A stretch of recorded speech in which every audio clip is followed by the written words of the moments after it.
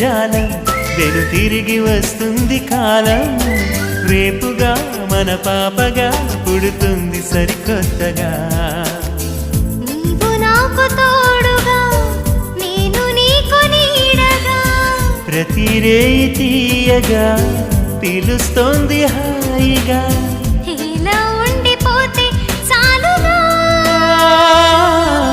నువ్వంటే నాకిష్టమని అన్నది నా ప్రతి శ్వాస